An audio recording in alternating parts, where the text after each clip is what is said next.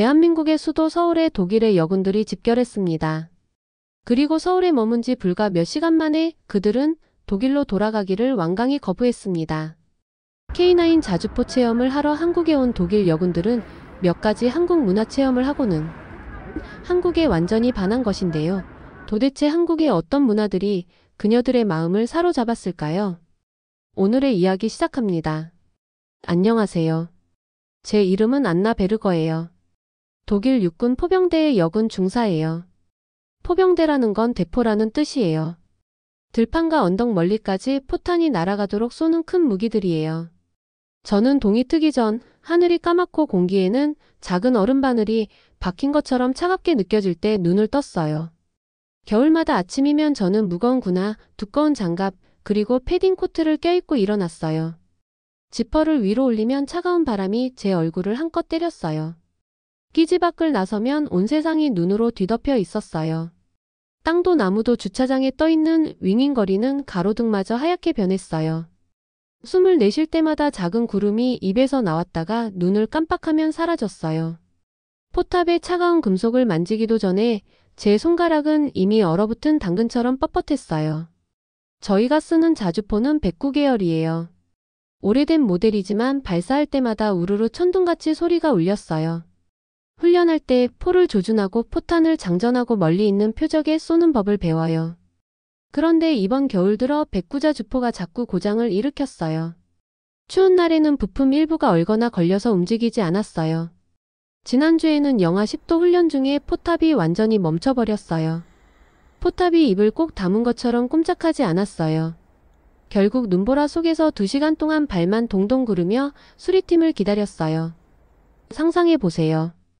머리끝부터 발끝까지 단단히 싸매고 있는데도 차가운 공기가 옷 사이로 파고들어요. 눈송이가 속눈썹에 달라붙고 이빨이 부서지는 타자기 소리처럼 덜덜 떨려요. 발로 땅을 박차고 숨을 헐떡이며 뛰어도 따뜻해질 수 있을지 궁금해지는 거예요. 게다가 이 큰 포를 쏘아야 하는데 포가 움직이지 않아요. 그게 바로 제게 그리고 제 팀에게 일어난 일이었어요. 겨울철의 포탑 고장은 이제 일상생활이 되었어요. 매년 겨울마다 포대의 부품이 얼어붙고 고장나면서 팀 사기가 조금씩 가라앉았어요. 훈련장에서 항상 속삭이듯 스스로에게 물었어요. 진짜 위급 상황에서 이걸 믿을 수 있을까? 장교분들도 같은 질문을 하셨고 훈련에서 이러면 실전은 어떻게 버틸까? 이틀도 못 버틸 거야 같은 말이 얼음 바늘처럼 자주 꽂혔어요.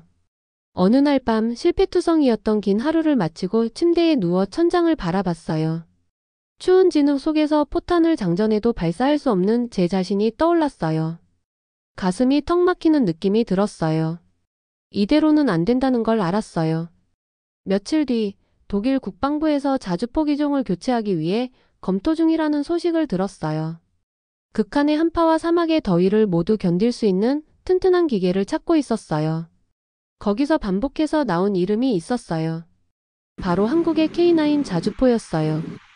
영하 30도 이하에서도 불타는 사막 햇볕 아래에서도 부드럽게 작동한다고들 했어요. 저는 한국이나 그 무기에 대해 잘 몰랐지만 저희들의 대포가 배신을 계속하고 있다는 건 확실히 알았어요. 그래서 K9에 대해 더 알아보고 싶었어요. 저는 독일의 국방부 회의실 안에 앉아 있었어요. 벽은 하얀색으로 깔끔했고 긴 테이블이 방 한가운데를 차지하고 있었어요. 양쪽에 의자들이 많이 놓여 있었어요. 제 맞은편에서 두 장교가 조용히 이야기를 나눴어요. 얼굴은 진지했고 가끔씩 문 쪽을 흘끗흘끗 봤어요. 제 가슴은 두근두근했어요. 조금씩 사람들이 방을 채우기 시작했어요. 드디어 기다리던 순간이 왔어요. 한국의 K9 자주포에 대한 기술 설명회를 듣는 순간이었어요. 문이 열리자 한 동양인 남자가 들어왔어요. 한 손에는 노트북 가방을, 다른 손에는 따끈한 커피컵을 들고 있었어요. 키는 크고 움직임은 차분했어요. 그가 고개를 끄덕이며 헐로라고 영어로 인사했어요. 발음이 좋았지만 약간의 외국인 억양이 느껴졌어요. 저도 고개를 끄덕이며 인사했어요. 그는 작은 연단 위에 노트북을 올려놓고 버튼을 눌렀어요. 스크린에 K9 썬더 성능 개요라는 슬라이드가 떠올랐어요. 그의 이름은 이경민이었어요. 첫 마디는 아주 간단했어요. 초대해 주셔서 감사합니다. K9의 성능을 여러분들께 공유하려고 왔어요. 화려한 음악도 과장된 애니메이션도 없었어요. 그냥 깔끔한 슬라이드였어요. 그의 목소리는 차분하고 일정했어요. 화면에는 눈 덮인 야외에 홀로 서 있는 K9 자주포 사진이 나왔어요. 마치 엽서 같은 장면이었어요. 새하얀 눈, 회색 하늘, 발사 준비가 된 짙은 녹색 포신이었어요. 이경민 씨는 사진을 가리키며 말했어요. 이건 영하 30도에서 찍은 사진이에요. 2시간 동안 100발을 발사했는데 단 한 번도 고장나지 않았어요. 버튼을 눌러 다음 슬라이드를 띄웠어요. 한반도 높은 산악지도를 보여주면서 여기 해발 1500m 고지에서 시험했어요. 공기가 희박하고 바람이 칼날처럼 불어올 때도 작동했어요 라고 했어요. 그가 설명하는 동안 저는 그가 장난감을 파는 게 아니라 진짜 무기를 팔고 있다는 걸 깨달았어요. 저는 몸을 앞으로 숙이고 메모했어요. 영하 30도 무고장 고지 시험 100발 연속 사격. 펜이 종이를 긁는 소리가 크게 들렸어요. 다음에는 짧은 영상을 보여줬어요. 붉은 사고가 펼쳐진 사막 장면이 나왔어요. 화창한 태양 아래 모래 언덕이 반짝였어요. K9 자주포가 모래주머니 뒤에 배치돼 있었어요. 한 발 또 한 발 발사하자 반동의 포신이 부드럽게 밀려났어요. 3발 연속으로 먼 표적을 정확히 맞췄어요. 모래먼지가 포탄 자국 주위를 감싸며 천천히 가라앉는 모습이 숨막히게 아름다웠어요. 영상이 끝나자 방 안은 아주 조용했어요. 제 심장 박동 소리까지 들리는 것 같았어요. 옆 장교들을 살펴보니 모두 감탄하는 눈빛이었어요. 저는 그의 발표가 매우 믿음직스러웠어요. 바로 이어서 질문할 기회가 왔어요. 이경민 씨가 노트북을 옆으로 밀면서 질문 있으신가요? 라고 묻자 저는 생각할 틈도 없이 바로 손을 번쩍 들었어요. 그가 제게 고개를 끄덕였어요. 제가 물었어요. 현장에서 직접 K9를 운용해 보신 건가요? 아니면 엔지니어 시험만 보신 건가요? 제 목소리는 생각보다 단단하게 들렸어요. 그가 제 눈을 바라보며 살짝 미소를 지으며 말했어요. 저는 한국 육군 포병 장교로 복무했어요. K9에서 포탄을 장전하고 사격 통제하며 정비까지 5년간 경험했어요. 저는 살짝 물러섰어요. 깜짝 놀라서요. 그는 진짜 현장 경험자였어요. 그 차분한 목소리가 이제야 이해됐어요. 그가 단순 영업사원이 아니라 같은 군인이었어요.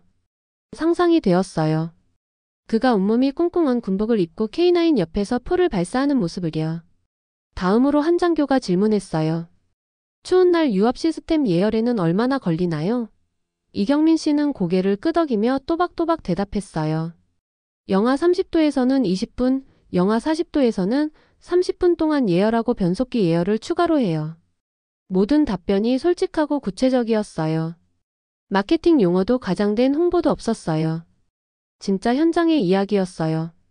저는 메모장에 마이너스 30도 20분 예열, 마이너스 40도 30분 변속기 예열과 같은 그의 답변을 꾹꾹 적었어요. 설명이 끝날 때쯤 저는 가슴이 설레었고 한편으로는 안도했어요. 1시간 만에 굉장히 많은 걸 배웠어요. 메모를 가지런히 정리했어요. 이경민 씨가 노트북을 챙길 때 눈이 마주쳐서 가볍게 목례를 했어요. 그가 고개를 끄덕이며 화답했어요. 방을 나서며 저는 생각했어요.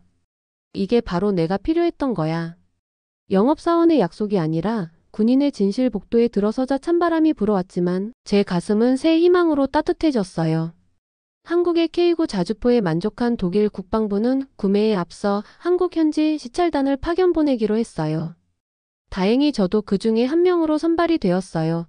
선발된 인원 중에는 여군들도 상당히 많았어요. 독일 포병 중에 여군이 이렇게 많은 줄은 처음 알게 되었어요. 독일의 포병에 대해 자부심을 느꼈어요. 저희들은 비행기를 타고 인천공항에 도착했어요. 저는 인천공항에서도 콕콕 찌르는 찬바람을 느꼈어요. 하지만 베를린 공기보다 훨씬 상쾌했어요. 코트를 단단히 여미고 도착장으로 나오니 저희들을 환영해주는 이들이 있었어요. 맨 앞에 작은 피켓을 든 이경민 씨가 서 있었어요. 그분이 손을 흔들며 저희들을 향해 웃어주었어요. 갑자기 저는 손님이라기보다 친구 같다는 느낌이 들었어요.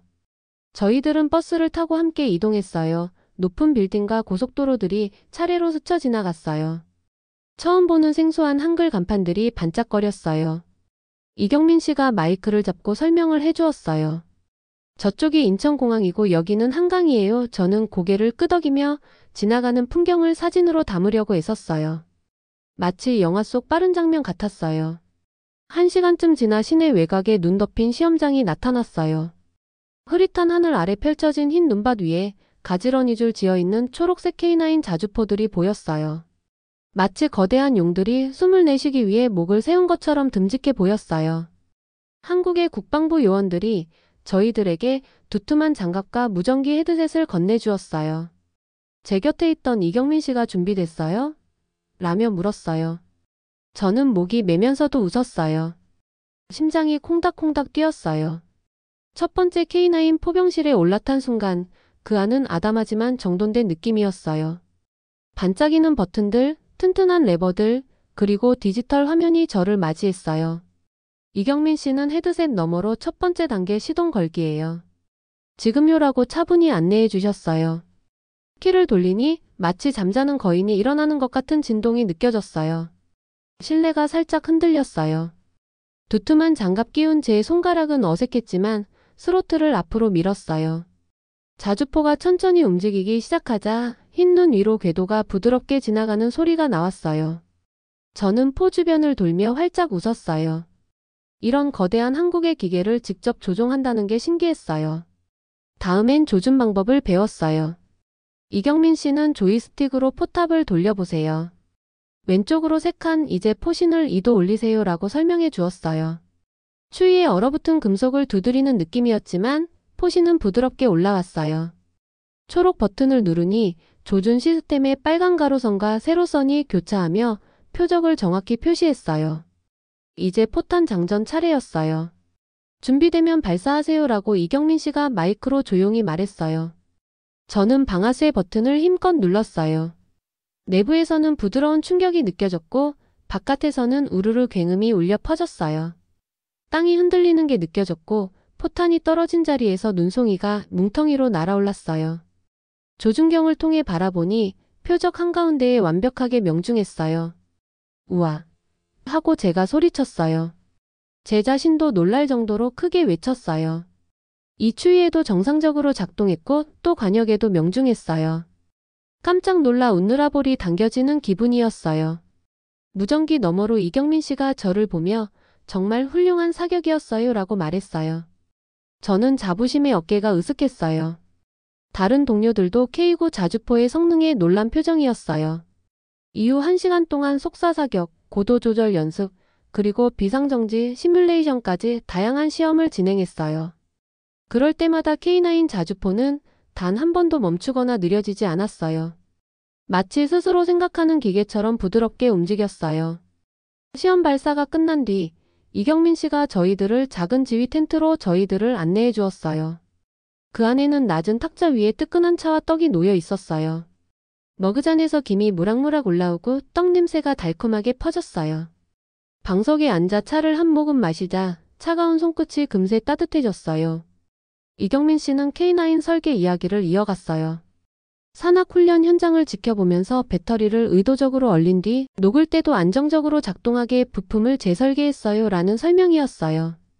저는 겨울 코트 입은 우리 포병팀이 꽁꽁 언 손으로 부품을 고치던 모습이 떠올랐어요. 포병들이 경험하는 모든 문제를 하나씩 해결해 나가는 과정이 단순한 시험과 데이터가 아니라 사람들의 손끝에서 나온 결과라는 걸 느꼈어요. 저는 지금 이 순간 눈을 감고 달콤한 떡 맛을 음미하며 생각했어요. 드디어 우리가 찾던 답을 정말 찾았구나. K9 자주포는 단순한 기계가 아니라 우리들을 추운 겨울에서 지켜줄 하나의 약속 같았어요. 그 이후에는 한국 국방부 청사로 가서 다양한 자료들을 함께 살펴보았어요. 독일에서 했던 발표 자료들이었지만 다시 한번 살펴보니 더더욱 K9 자주포에 대해 믿음을 갖게 되었어요. 한편 이번 일주일간의 일정에는 자주포 성능 확인만 포함된 것은 아니었어요. 한국 국방부는 한국 문화체험 프로그램도 매일 오후마다 포함시켰어요. 그래서 저희는 오전과 오후에 한국군 무기에 대해 배웠고 늦은 오후에는 서울 도심으로 한국의 문화에 대해 즐겼어요. 저희들은 버스를 타고 경복궁 정문에 모였어요. 쌀쌀한 바람에 나뭇잎이 흩날릴 때 저희들은 한복 체험장으로 안내받았어요. 파란색, 붉은색, 노란색 한복을 입어보니 와 이거 정말 예쁘다 하고 서로 소곤거렸어요. 한복 뒤에는 커다란 꽃무늬와 전통 매듭 장식이 반짝였어요. 한복을 곱게 차려입고 경회로로 걸어가자 잔잔한 연못 위에 배롱나무 꽃잎이 떠 있었어요. 수문장 교대식 시간이 되었어요. 붉은색과 파란색 전통 갑옷을 입은 수문장들이 검을 들고 차례로 행진했어요. 북소리에 맞춰 거수경례를 따라 해보면서 저희들은 이게 바로 한국 전통 경례구나 하고 감탄했어요. 마지막으로 경복궁의 궁궐 지붕 아래에서 기념사진을 찍었어요. 서로 어깨동무를 하고 웃으며 한국 문화체험이 너무 재미있어요 라고 외쳤어요. 다음 일정은 서울 한복판에 있는 한절이었어요. 불상도 보고 차도 음미할 수 있었어요. 스님이 정성껏 차를 우리고 따뜻한 녹차 한 잔씩을 내어주었어요. 부드럽고 향긋하다 며 다들 차를 음미했어요. 저는 매일 저녁마다 일정을 마치고 동료 여군들과 스스로 서울 탐험을 나갔어요. 이렇게 아름다운 서울에 왔는데 숙소에만 있을 수는 없었어요. 인터넷에서 검색해서 저희는 명동으로 향했어요. 맑은 하늘 아래 굉장히 많은 사람들로 북적였어요. 거리에는 많은 길거리 음식들이 있었어요. 가장 먼저 떡볶이가 눈에 띄었어요. 먼저 떡볶이 집 앞에서 발을 멈추고 한번 먹어볼까? 하고 서로 물어봤어요. 매콤달콤한 빨간 소스에 쫀득한 떡을 찍어 한 입 베어 물자와 이 맛 대단해요. 하고 감탄했어요. 다음에는 튀김 코너로 갔어요. 바삭하게 튀겨진 오징어 튀김과 고구마. 튀김을 종이컵에 담아들고 소스를 찍어 먹으며 엄지손가락을 치켜들었어요. 옆에서 파는 김말이도 탐내며 함께 나눠 먹었어요. 조금 걷다 보니 호떡 가게가 보여서 줄을 섰어요. 고소한 설탕과 견과류가 들어간 호떡을 손에 쥐고 뜨끈하게 한 입 베어 먹었더니 달콤한 꿀물이 주르륵 흘러나왔어요. 동료들은 한국 간식 중 최고예요. 라며 서로 얼굴을 쳐다보며 웃었어요. 길거리 와플과 계란빵도 빠질 수 없었어요. 와플 위에 초콜릿 소스를 듬뿍 뿌려 먹으니 달콤함이 혀끝에 살살 감겼어요. 계란빵은 부드러운 빵 속에 톡톡 터지는 달걀이 들어있어 색다른 식감이었어요. 세상 그 어디에서도 보지 못한 신기한 경험이었어요. 명동의 다양한 길거리 음식을 체험한 동료들은 한국 음식 문화가 정말 재미있고 맛있네요. 꼭 다시 올 거예요. 하고 다짐하며 즐거운 얼굴로 거리를 떠났어요. 가장 기억에 남는 것은 한국 사우나 체험이었어요. 먼저 탈의실에서 옷을 모두 벗고 락커에 보관했어요. 목욕탕으로 들어가니 따끈한 온수 욕조가 반겨주었어요. 온천수처럼 부드럽고 따뜻한 물에 몸을 담그니 몸과 마음이 편해졌어요. 다들 정말 따뜻하고 편하네요.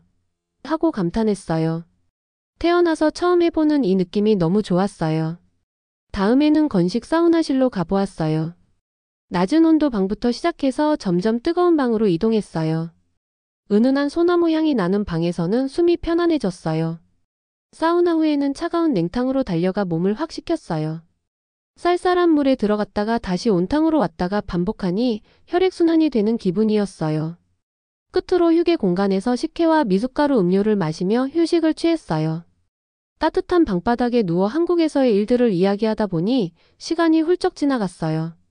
갑자기 독일로 돌아가기 싫어졌어요.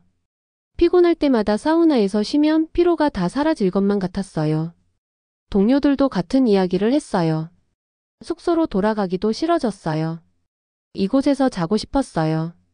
정말 이곳에서 밤새 자도 된다는 이야기에 한숨잠이 들었어요.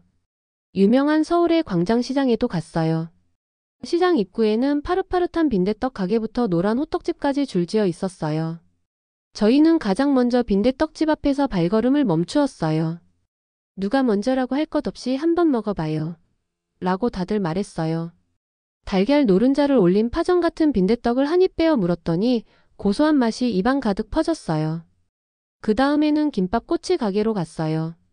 쫄깃한 김밥을 꼬치에 꽂아 간장 소스를 살짝 찍어 먹었어요. 진짜 새로운 맛이어서 깜짝 놀랐어요.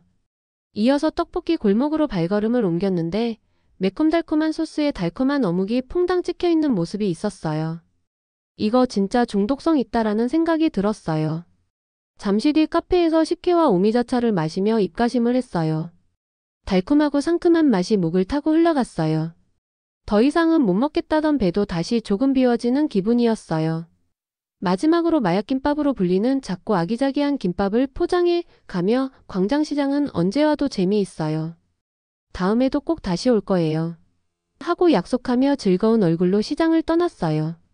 이처럼 K9 자주포도 인상적이었지만 매일매일 다양하고 다채로운 한국 문화체험도 저희들에게는 큰 즐거움이었어요. 어느새 일주일이 지나갔어요. 독일로 돌아가야 할 시간이 되었어요.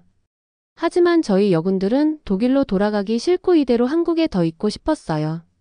하지만 어쩔 수 없죠. 서울에서 베를린으로 가는 비행 시간이 길게 느껴졌어요. 저는 비행기 안에서 내내 말똥말똥했어요. 머릿속에는 K9 자주포와의 모든 순간이 맴돌았어요. 포탑이 부드럽게 돌아가던 장면, 반동이 일정하던 느낌, 그리고 눈밭에 정확히 꽂힌 포탄의 흔적까지요. 사진과 데이터 시트, 제 메모가 가득 든 두툼한 폴더를 꼭 쥐고 있었어요. 이게 바로 증거였어요. 한편으로는 서울에서의 문화체험 순간들도 떠올랐어요. 경복궁 광장시장, 특히 사우나. 독일 군부대에서의 일상이 다시 시작되었어요. 저는 K9 자주포뿐만 아니라 한국에서의 생활을 잊을 수가 없었어요. 그래서 그때 함께했던 여군들과 자주 만나 그때의 추억들을 떠올렸어요. 그리고 조만간 함께 한국 여행을 가기로 약속도 했어요. 그렇게 몇 달의 시간이 지나자 독일 국방부의 공식 발표가 났어요. 독일이 K9 자주포를 도입하기로 했다는 소식이었어요. 저는 부대에서 그 기사를 읽으면서 마음이 벅차올랐어요. 이제 저희들도 조만간 K9 자주포를 사용할 수 있다는 기쁨이 밀려왔어요.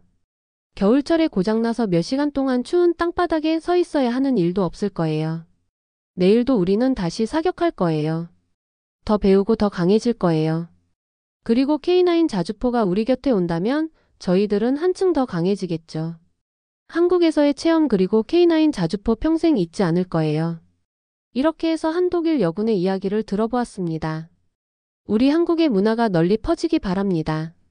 구독과 좋아요 눌러주시면 더욱더 좋은 이야기로 보답하겠습니다.